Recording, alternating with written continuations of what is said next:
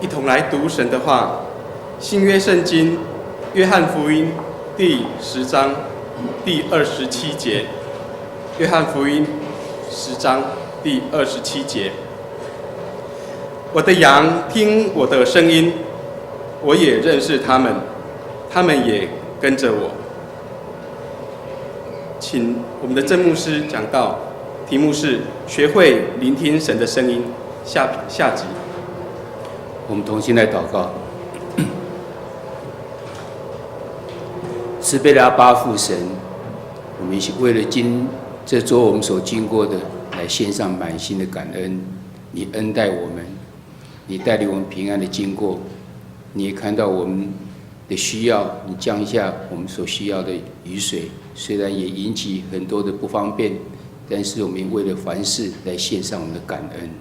我们也为了今天主日，我们仍然有福气能够到主的面前来敬拜您，我们也献上我们的感恩，祈求神你赏赐我们每个人都有谦卑、敬虔、顺服的心，要来领受你的话语。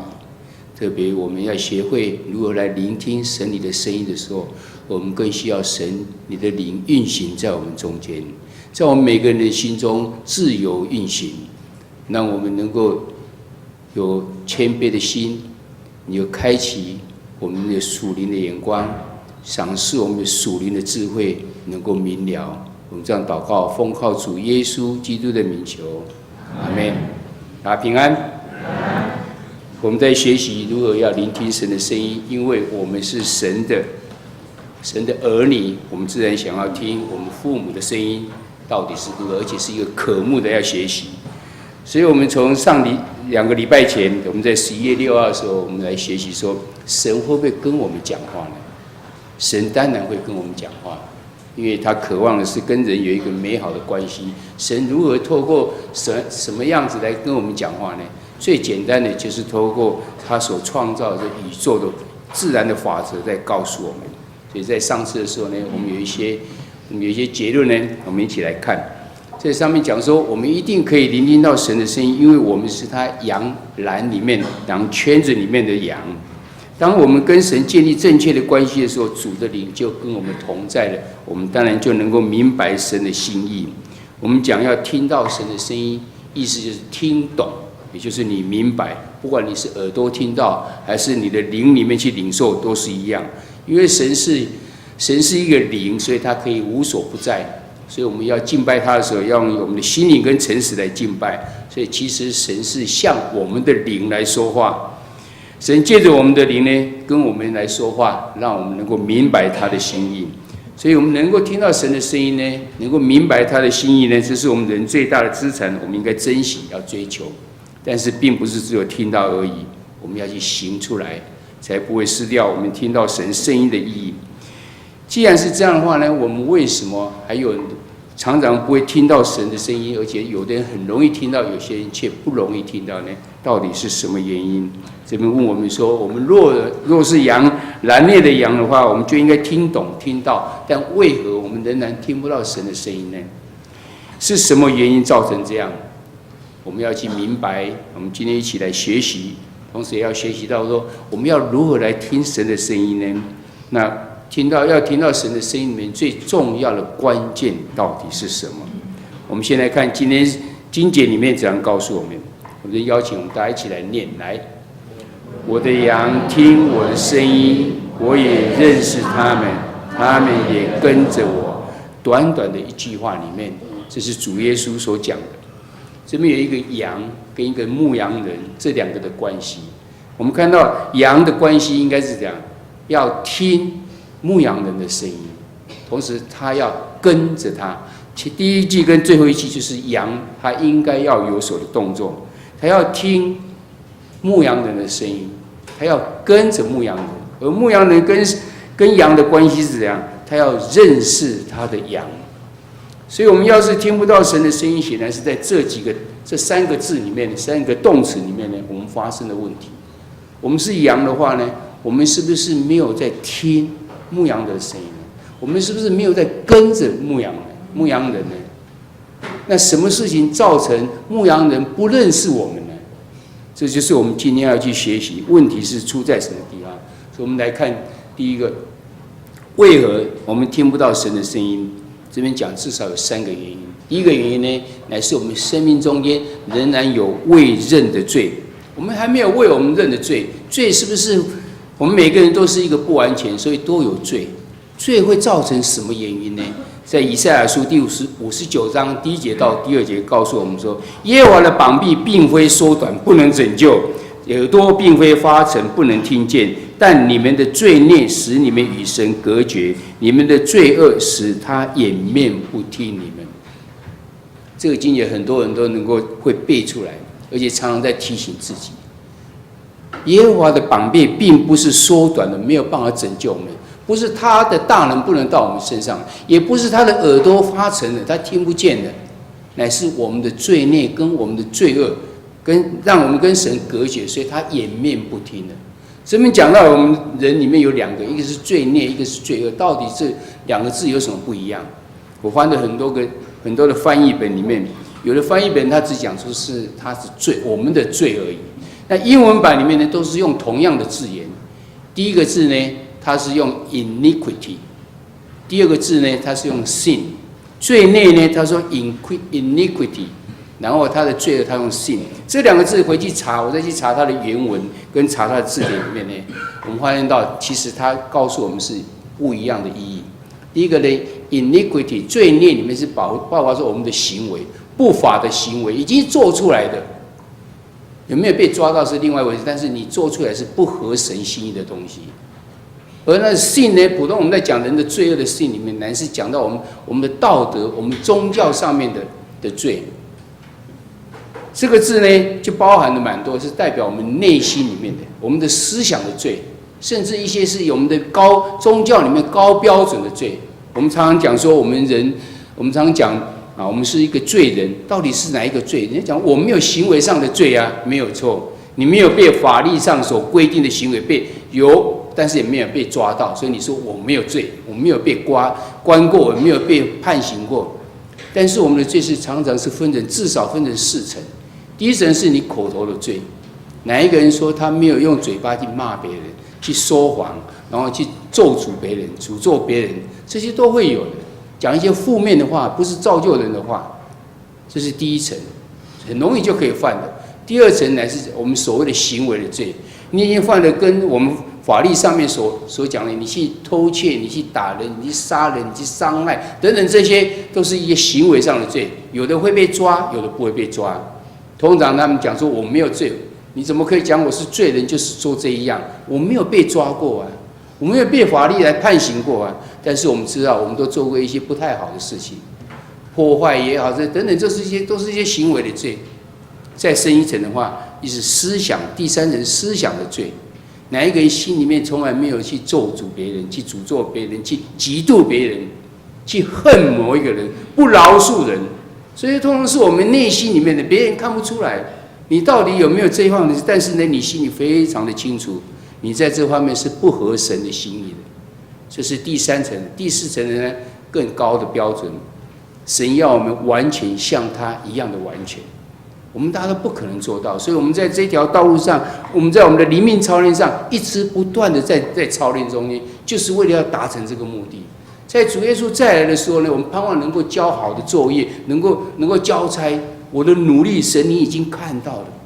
我虽然达不到，但是神是看我们内心的，他不是看我们外表的。他知道我们已经尽我们能力在努力了，他知道我们每一个人的才能不一样，每一个人恩赐不一样，有5000，有2000，有1000的。他知道你到底尽了多大能力。甚至最近大家也在讲说，这4层好像还不够，应该还有第5层。第5层是说什么？你不认识创造你的神，你不认你的父，就是一个罪人。要是用这样来看我们的话，我们怎么可能是没有罪的呢？我们当然是有罪的人，而这个罪人就会阻碍了我们跟神之间的关系了。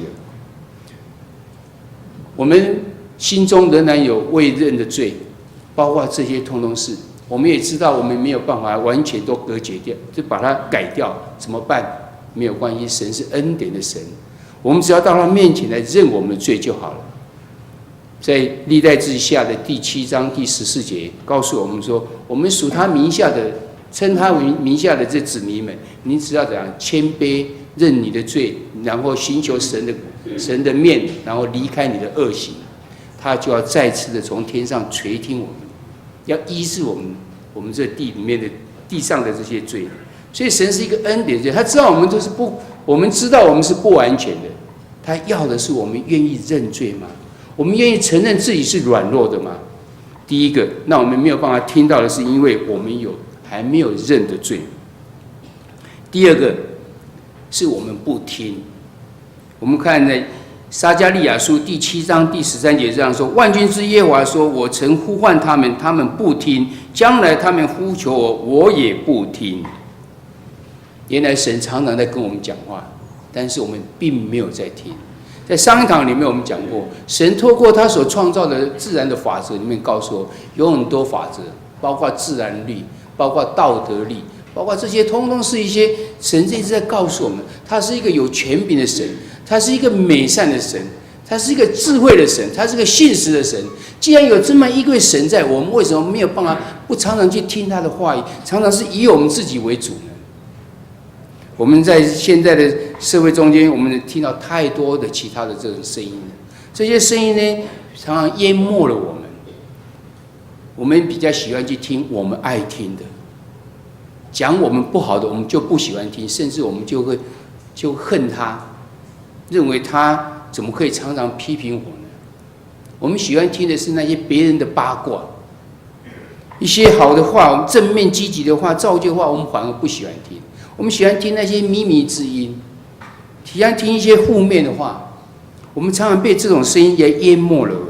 同时呢，我们也常常因为没有办法，没有要努力，而且渴慕的要去听神的声音。你想想看，要是我们不努力、不渴慕去听的话，也是没有兴趣要去听，或者去行出神的旨意，神为什么会跟我们讲话呢？他当然不跟我们讲话，你也就没有办法听到神所要告诉你的声音了。这是第二个，我们为何听不到声音的原因。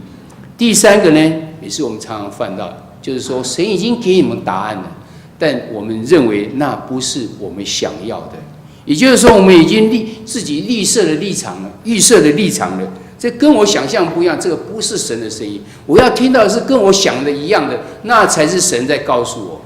你要是常常在讲说我的祷告不蒙神的喜悦，不蒙神来应允，其实我们就是陷入这个困境里面了。在马太福音第13章第14节后半段说，耶稣说：“你们听是听见，却不明白；看是要看见，却不晓得。”我们常常会自己去判断这个是不是神的声音，这跟我想的答案不一样，所以我就认为它不是。在旧约中间有一个故事，先知巴兰，记载在民数记22章到24章，圣经里面花了3章在讲这个巴兰的故事。我们回去好好的自己看那个，我们是不是像那个巴兰一样？他原来是一个摩亚王，他怕以色列人，民数记记载就是以色列人要进迦南地的时候，他的整个战争。跟谁作战，然后怎样占领这个地，然后怎样神怎样带领他们等等的故事。所以里面这22章前面之前是讲到以色列正好灭了亚摩利王，灭了巴珊王。哇，这摩亚王听见以后就害怕了。当以色列已经进到向他们国家来进行的时候呢，他就开始害怕了。他看到以色列有神在祝福他们，怎么办呢？我怎么跟神打战呢？他就去找一些个先知巴兰，希望巴兰来为他祷告，诅咒这个以色列人。你想神会答应吗？他们去找这个巴兰的时候，巴兰说：“你们留在这边一晚吧，我来问我的神。”去问神。晚上的时候，上帝到他面前来跟他讲话，说这个人来做什么？他说他来就是为了要我去为他们祷告，要怎样怎样。神说你绝对不能去咒诅这个以色列人，他们是蒙福的，这已经够清楚了。但是巴兰呢，在这中间过程3章中间在讲的就是巴兰一直试图的想要去，为什么？因为摩亚王给他带了很多的礼物来，要巴结这个巴兰。他看重的是这个东西。神已经非常清楚的告诉他说，你不能去，而且不能去诅咒以色列人。但他一而再、再而三的问神：我能去吗？最后神让他去了，告诉他：你只能讲我要你讲的话。这故事中间让我一直在看，一直看，一直巴兰一直在做这件事情。甚至他去的时候骑了一只驴子，这个驴子呢，神开驴子的眼光，让他看见神的使徒在神的那个使者在前面拿着刀，准备要杀巴兰，因为他误解，他故意扭曲神的话，叫他不要去，他偏偏一直要去，一直问说要不要去，神就好，你去吧。他也真的去了。所以在路中间的时候，这个天使拿着刀准备要杀巴兰。巴兰看不到，反而他骑的驴看到了，所以他就闪躲，不愿意走到那一条路上。巴兰因为这样还打了驴，后来神就让驴开口说话，告诉他说：“你为什么打我？”然后在这种对话中间的时候，神在让巴兰眼睛明亮，看到天使在前面拿刀要杀他。他甚至因为这样还拜下去，说：“我有罪了。”还问说：“你如果不喜欢，我就回去。”到现在还在问这种话，因为他觉得他心中有他的答案在，他要这么做。神给他的话，他都认为说，我还有机会去扭转。这个故事最后当然是他没有办法去讲出要诅咒以色列人的话，反而都是就是祝福，然后赞美的话。后来当然摩押王就不理他，然后他就回去了。这整个故事就这样截止掉。他在告诉我们什么？告诉我们，常常呢，我们都有心中已经有了一个预设的立场，然后又要寻求神的话。神已经让我们知道，讲得很清楚了，我们还一直在想要得到我们另外一个答案。这边告诉我们说，你要是已经有了预设的立场，你已经做了决定的时候，你当然没有办法听见神的声音。我们要寻求神的声音里面呢，我们应该将时间跟方式应该留给神来负责任。神要什么方式来帮助我们，我们不知道；神要在什么时间来帮助我们，不知道。因为神在等我们，等我们预备好之后，用他看为最好的方法，他来帮助我们。我们人能够做的是谁啊？我将我的需求要合行的，看有没有合神的心意，然后向神来讲，神就会照他最好的时间、最好的方法来告诉我们。我想这件事情在我们很多人的身上都曾经发生过。我们为我们的工作、为我们的婚姻、为我们的经济，很多问题我们带到神的面前来，我们想要祈求神来帮助我们。我们尽管将我们的问题告诉神，祈求神你来带领我们，而不是告诉神一个答案。例如说，我想在什么地方工作，明明就没有在那边工作，那到底是不是那个工作不是神要告诉我的呢？我们就继续在祷告。我希望在怎样的工作，希望找到怎样的工作，是这样子的祷告吗？我想不是。神所安排的是他看为最好的，不是你看为最好的。所以我们应该用开放的心去面对这个问题。我们所看到是很基础、很根本的一个问题，是我们为何听不到神的声音？一个是因为我们有很多的罪，我们没有认；第二个是我们根本不想听。我们是听见，但是听不懂，因为我们不想听。你没有积极渴慕的心想去听。第三个是这样，已经听到，但你认为这不是你要的答案，因为你已经预设了立场。当我们明白这样之后，我们就说，那我们愿意警醒，我们都要去除掉这些。我真的想听的话，我要怎么准备呢？第一个是我们应该预备我们的心。预备我们的心，说我想要听见，而且要怎样照着神你的旨意去行。因为在约翰第7章第17节说：“人若立志遵着他的旨意行，就必晓得这教训或是出于神，或是我凭着自己说的。”你要是有预备你的心，你向神说：“我愿意来听神你的话，而且要去行的话，你就能够知道。”你现在听到的是从神而来，还是你自己听的？这是神给我们的话语，神给我们的承诺，神给我们的应许是这样。原来这一点是我们人要付出的代价。记得我们神是看我们内心，不是看我们外表的。你是不是真的很真诚，还是嘴巴讲讲而已？常常我们讲说，我们愿意顺服神，我愿意神来告诉我这，我就怎么做。但是你可以常常看，讲这个话的人，常常并不是真的是这样，他乃是有自己一套已经准备，就是要这样做。神透过很多的声音在告诉他应讲，但是其实他并没有真这样。原来他并不是真正。你要是真的希望非常的顺服在神，而且神的这种声音、神的指引之下去走某一条路的时候呢，神自然就会帮助你。这个经节给我们就是有一个很好的应许在我们身上。你是否是一个很真诚、真心渴慕的，而不是口是心非的？第二个呢，神就会这样，我们人做到我们的预备心之后，神就借着圣灵要来帮助我们，这是神的恩典跟他的赏赐。在约翰福音第16章第13节说：“只等真理的圣灵来了，他要引导你们明白一切的真理，因为他不是凭自己说的，乃是把他所听见的都说出来，并要把将来的事告诉你们。”这边非常明显告诉我们，只有圣灵才能够让我们明白神真正的心意。当我们自己表态我们自己，我们预备我们心之后，神就要来帮助我们，差遣圣灵来帮助我们。圣灵如何来帮助我们呢？第一个，他开我们的心眼，开我们属灵的心眼，开我们属灵的耳朵，让我们可以去听到。在启示录第2章第7节说：“圣灵呢，向众教会所说的话，凡有耳的就应当听。”这边的耳到底是怎样？是我们人肉体的耳呢，还是怎样？还是我们有一个可以听见声音的部分呢？启示录所讲的是一个天上的声音，在天上的情景之下，天上的情景已经是没有形体的东西，所以这是用我们人能够了解的。我们用什么去听呢？我们是用耳朵去听，所以就有耳的就要听。但是换一句话来讲说，你能够领受到的，你就要去领受，意思是这样。我们记得有泰雅尔族有一个人，他是有先知性的话语，你知道他是没有耳朵的，他的耳朵根本没有，整个就看不到，没有耳朵，他怎么听话呢？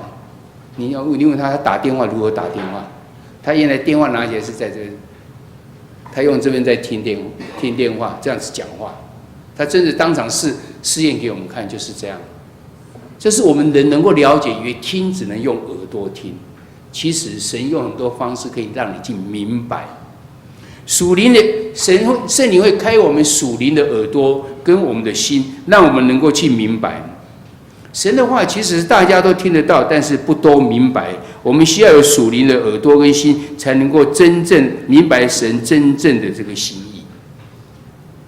第二个，还有另外一个神学家 C.S. 路易斯呢，他说苦难是神的麦克风，有时候神允许一些苦难临到我们，是因为他想跟我们说话。为何是这样呢？因为在平安的时候，我们常常就将我们属灵的耳朵、属灵的心都关起来了，而且或者是我们正以为说，我们就在行着神的旨意的，所以我不必再听了，我就照我的样子去做。那神不得已只好让苦难临到我们的身上，那我们就会静下来。为何是这样？因为我们碰到苦难，我们常常会到神的面前。为什么？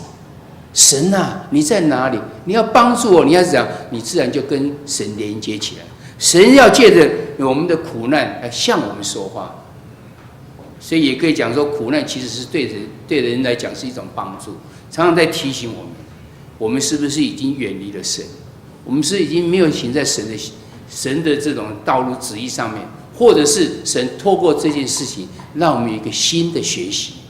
不要将神允许的这个苦难呢，当成是一个神对我们的惩罚。神不惩罚人的，是因为人造成的，还有魔鬼会造成的，还有别人会造成，还有大环境会造成。神不造成的，神是允许它发生而已，因为对我们的人是有所帮助的。再让我们开启我们的眼，我们属灵的眼、耳朵跟心里面，最容易的就是这样，透过圣经在向我们讲话。这是神向我们说话最普遍的方式。在以前旧约的时候，每一个这个百姓呢，都要透过先知跟祭司来讲上帝的话语。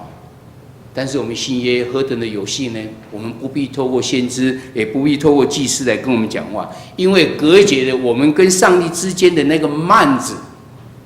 在旧约里面，那个会幕至圣所跟圣所之间那个幔子，因为耶稣他钉十字架为我们死的时候，在那一瞬间他就裂开来了，表示说我们跟上帝之间已经没有这个隔阂。这没有这个隔阂是因为怎样？因为主耶稣的关系，所以我们必须靠主耶稣的灵。让我们跟这个上帝之间就能够通起来了，所以我们就能够常常到上帝的面前是这样，就是看上帝的话语。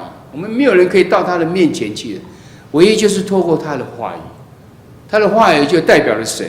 我们因为圣灵的关系，我们可以到明白上帝的话语，我们可以读它，我们可以默想，我们可以收到启示，我们可以明白。明白之后，我们就更新了我们的思想，更新了我们的生命。这个我们在上一堂的时候，我们已经讲过了。主耶稣在旧约里面，在至圣所，只有上帝的话语在那个地方，有约柜在。一年只有一次，大祭司可以进到里面去，其他人都没有办法。所以这人透过先知来讲上帝的话语。但是当耶稣钉十字架断气的时候，这个幔子就裂开了，代表上帝的话语向人敞开了。但是怎么去连结呢？用神的灵才有办法。就是圣灵，所以代表会幕其实代表了我们的身心灵，最里面部分就是我们的灵，心的部分就是如何去连接起来，身就是这个会幕。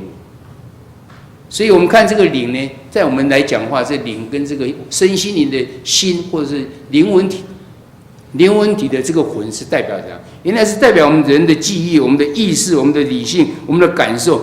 简单讲，也就是我们的心思意念。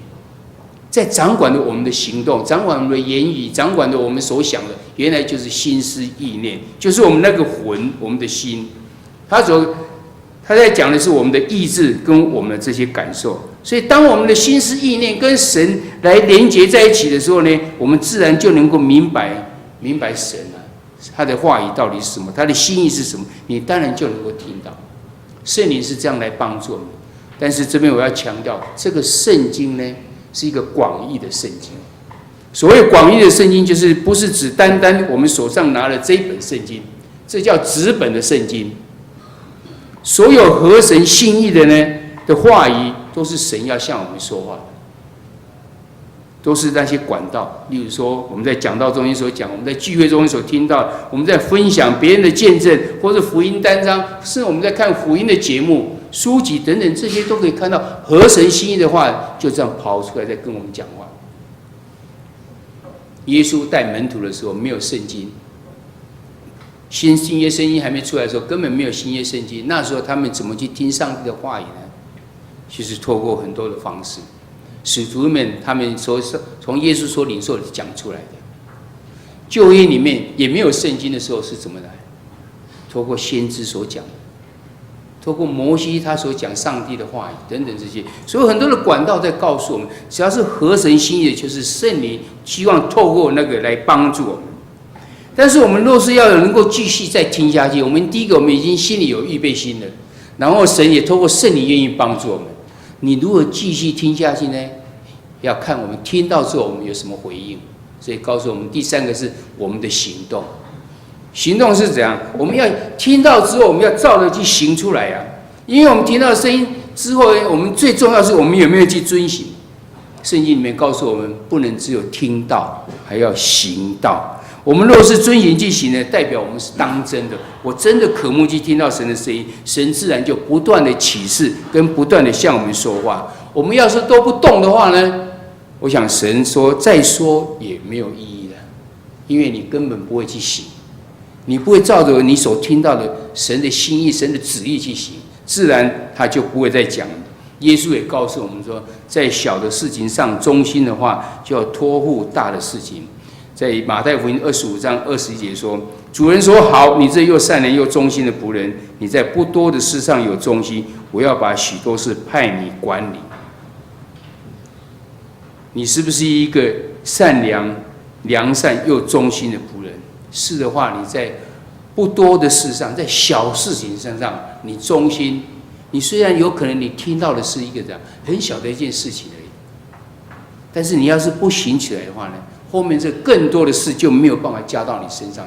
神也觉得说你听听而已，你并不会想去遵行啊。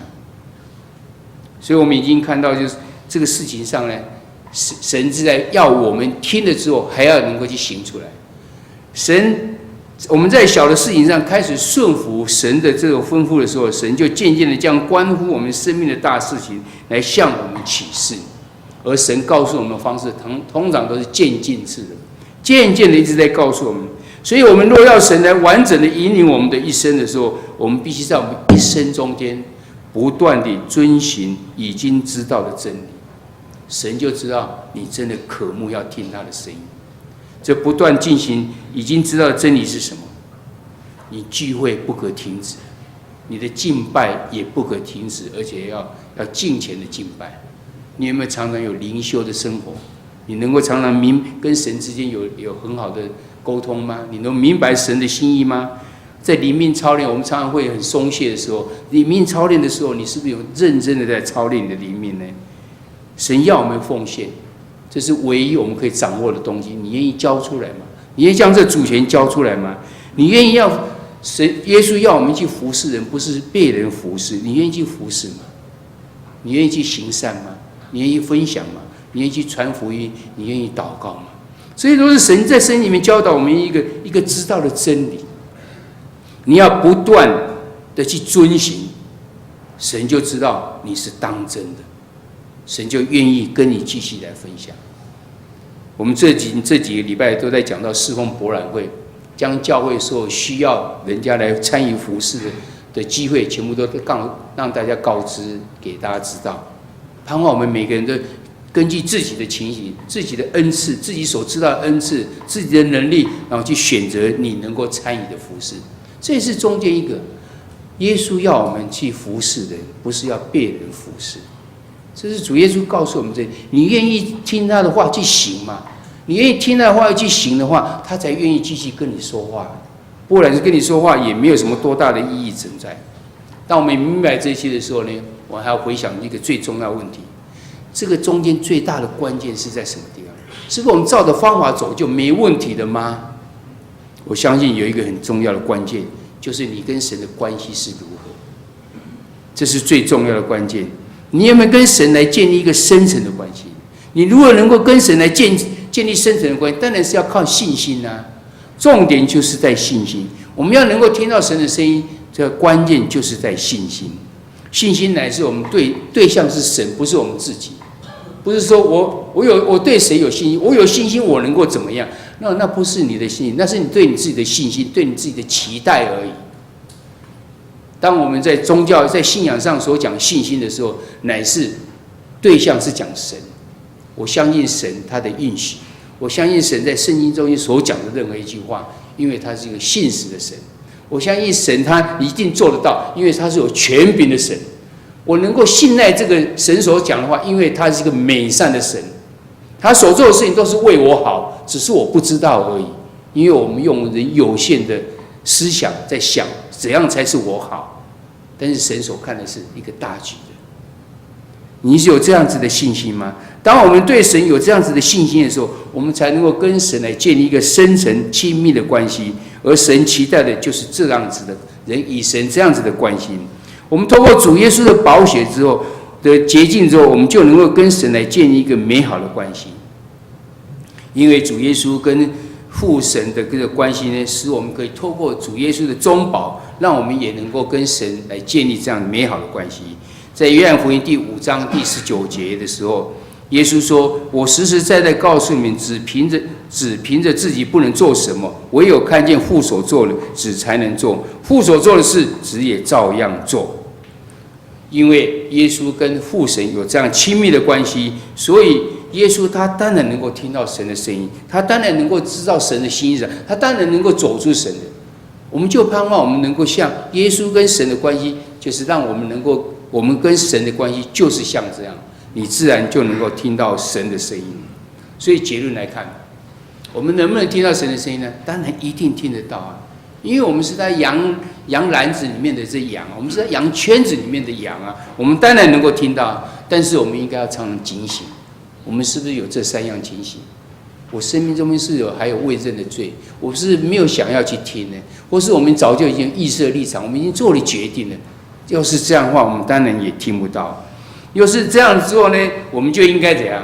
我们就要凭着信心，我们要熟读圣经，这是我们心态的标准。我愿意定睛在神的应许上，让我们的心思意念就能够跟神的心思意念同步、同频率。这样子的话，就能够不断在信心中间来建立跟神美好深厚的关系。我们的频率要是跟神的话语的频率不一样啊，你永远都听不到。这很简单的道理，我们都知道。收音机你要听哪一个电台，你一定要转到那个电台，否则你永远都听不到那个电台在讲什么，因为你转到的是别的频率。你的频率有跟神的频率一样吗？与神建立美好而且深厚的关系的时候，我们就能够不断的听到神，或者是听懂神的声音，因为神愿意帮助，不要怀疑。在腓立比书第4章第13节说：“我靠着那加给我力量，凡事都能做。”神愿意帮助我们，神愿意让我们去学习听到他的声音。问题是还是出在我们，我们有那些让我们听不到的原因吗？我们有预备我们的心吗？我们神已经告诉我们之后，我们有去行出来吗？这些都是我们要去学习的。盼望我们在说愿意要去学习听到神声音的人，都能够去听到，并且能够去行出来。一样的，我们在圣经每一次的圣经的学习中间，我们都盼望你今天所听到的，你一定有一种觉得我应该要有什么回应，我有什么行动要去回应，而这个回应到底是从哪时候开始？我需要神怎样子的帮助我们？在学习聆听神的声音中间，我们先学习到神会跟我们讲话吗？当然会，因为我们就是他的羊。我们有没有听？我们有没有跟从他呢？神认识我们吗？为什么不认识我们？因为我们的罪孽，我们的罪恶。等我们这些都明白之后呢，我们就已经知道神愿意向我们讲话，而且主耶稣已经借着他的宝血将这个幔子把它裂开来，让我们透过圣灵可以跟神的话语连结在一起。剩下的问题就是在我们身上。你要学习聆听上帝的话语，你有这样子的渴慕吗？你愿意来操练吗？你愿意听到之后又去实行出来吗？这都是我们在今天这一次的这些要学习聆听神的话语中间要学习的部分。我们在问题思考里面来问说：你有期待神向你说话吗？你要是没有期待，你当然就听不到。你觉得你最近一次神向你说话是哪时候？神说了什么？你如何回应呢？我们盼望在小组中能够分享，让大家一起来分享你在这方面的学习是如何。第三，听见神的声音或是意念，对你目前而言困难，为什么？那我们就一起能够带祷，献上我们的感恩祷，我们同心来祷告。慈悲的阿爸父神，我们感谢你，因为你认我们为你的羊，你要我们能够听你的声音，跟着你一起来走。但是我们常常是没有在听你的声音，也没有跟着你，甚至因为我们的罪，让我们跟你来隔绝了，让你不认识我们了。我们祈求神，你赦免我们，帮助我们，让我们在要学习聆听神的话语中间，有我们要警醒我们的部分，我们要去除它，然后我们要向神来交心，我们要预备我们的心，就求神你就赏赐圣灵来开我们的心眼，让我们能够明白神的心意。也不止这样，我们明白、知道、听到之后，我们也能够去行出来。透过这样良性的行为中间，我们就越来越能够明白神你的心意，让我们这行在神你所喜悦的道路上，让我们的生命真的是活出荣神益人。求主你来帮助我们，祝福在我们每个人身上，献上我们感恩以祈求。这时我们要同心用使徒信经来告白我们的信仰。我信上帝，全能的父，创造天地的主。我信我主耶稣基督，上帝的独生子，因圣灵感应，由童贞女玛利亚所生，在本丢彼拉多手下受难，被钉十字架，受死，埋葬，降在阴间，第三天从死人中复活，升天，坐在全能父上帝的右边，将来必从那里降临，审判活人死人。我信圣灵，我信圣而公之教会，我信圣徒相通，我信罪得赦免，我信身体的复活，我信永生。